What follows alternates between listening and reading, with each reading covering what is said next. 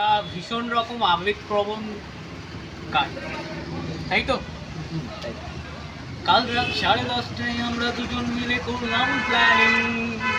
কথা হলো আমরা কাল যাচ্ছি বহরমপুর গোড়াবাজার, বসে হবে অনেক ছুটি আর লাখ লাখ টাকা ছেলেমেয়ের ভবিষ্যতের সুদিন।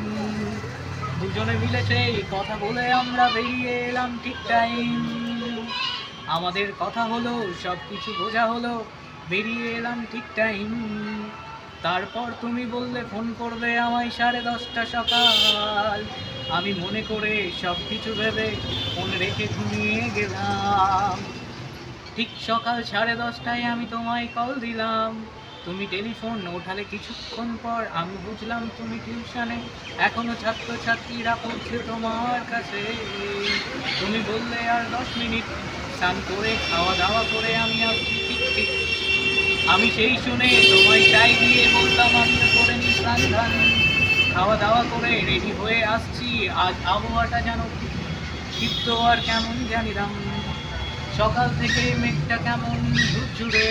আমি বললাম তোমায় আজ যাচ্ছি না বাইক, যাব দুজন মিলে লাইন বাসে।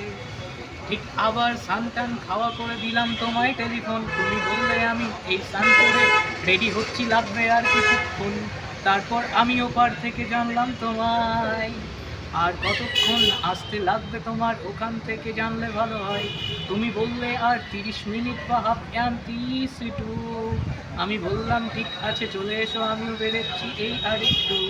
ঠিক তারপর আমি বেরিয়ে এলাম। আস্তে আস্তে বেশ কয়েকবার দিলাম টেলিফোন। তুমি আমায় জানালে হয়ে আছি আমি রেডি আর কিছুক্ষণ। তুমি এলে আমি এলাম ফিরে আবার সেই হরিহরপাড়া বাস স্ট্যান্ড প্রাঙ্গণ। আমি ঠিক বসে অপেক্ষায় তোমায় দিলাম আরো 3-4 বার টেলিফোন। তুমি টেলিফোনের ওপার থেকে সাই দিয়ে বললে আর মাত্র কিছুক্ষণ। তুমি পৌঁছলে হরিহরপাড়া বাস স্ট্যান্ড প্রাঙ্গণ। তুমি আমায় দিলে টেলিফোন। আমি ব্যস্ত ছিলাম কোনো এক ফোনে। তোমায় হাত নাড়িয়ে দিলাম এর প্রান্ত থেকে সাই। তুমি আমার সারা পেয়ে আলে আমার কাছে। এসে দুজন মিলে সেই গাড়ির সামনে সিটে দুটো বসে চলে গেলাম আমরা বহরমপুর গোড়া বাজার অফিসে। যাওয়ার সময় একটু ছিল ঝলকানো রোদ, সেটা নিয়েও হলো কিছু কথা। ঠিক পৌঁছিয়ে কিছুক্ষণ অফিস পারে নেমে দুজন মিলে বসলাম এক টোটোতে। ওই সেই টোটোটা নিয়ে যেতে যেতে করলাম কত গল্প সারা।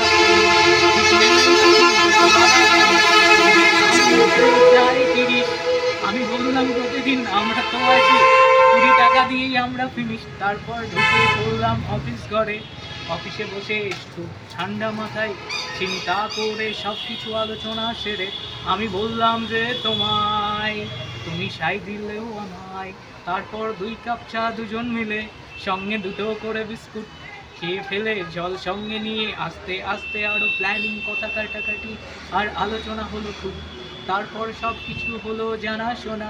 তুমি হলে স্যাটিসফাই, আমি করলাম স্যাটিসফাই, দুজনেই মনোমালিন্যতা। দুজনে তারপর গুটি গুটি পায়ে হেঁটে ছাড়লাম সেই অফিস।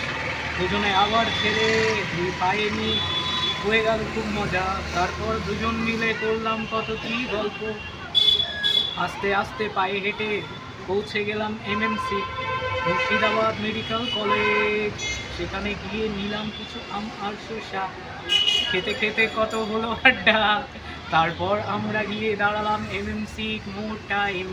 সেখানে কিছুক্ষণ দাঁড়িয়ে আমরা অপেক্ষা করি লাইন গাড়ির। কিছু একজনকে জেনে ফেলার পর সে বলে আর এখন এদিকে আসবে না গাড়ি। সেটাই বাচ্চার মতো চেপে নিলাম টিউশন যাওয়ার ঝুলে ঝুলে গাড়ি। টিউশন যেভাবে আগে আসতাম স্কুল লাইফ সেভাবেই দিলাম পারি।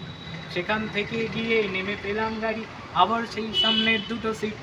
ঠিক একইভাবে আস্তে আস্তে দুজনে কত গল্প আর আড্ডা, খুব ঠিক কত গান, কত মনের কথা, দুজনের পার্সোনাল ব্যাকগ্রাউন্ড আর পার্সোনাল মনের কথা। দুটো মন যেন হলো একাকার, দুজনের স্মৃতি হলো একাকার। সব স্মৃতিগুলো একসাথে তাল মিলে মন হলো গোলাকার। আস্তে আস্তে পাড়ি দিলাম সেই হরিহরপাড়া বাস স্ট্যান্ড প্রাঙ্গণ। আস্তে আস্তে পাড়ি দিলাম সেই হরিহরপাড়া বাস স্ট্যান্ড প্রাঙ্গণ। আমরা পৌঁছে গেলাম ঠিক 6টার সময়, ঠিক 6টার সময়।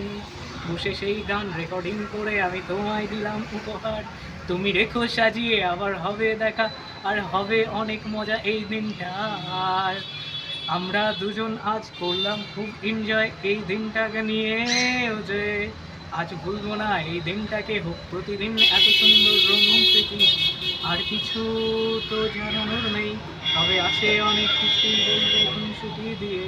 টাটা, টাটা, लव यू मेरे यार, तू मेरे जिगर का टुकड़ा, मैं तेरा ही तो यार, हो हो।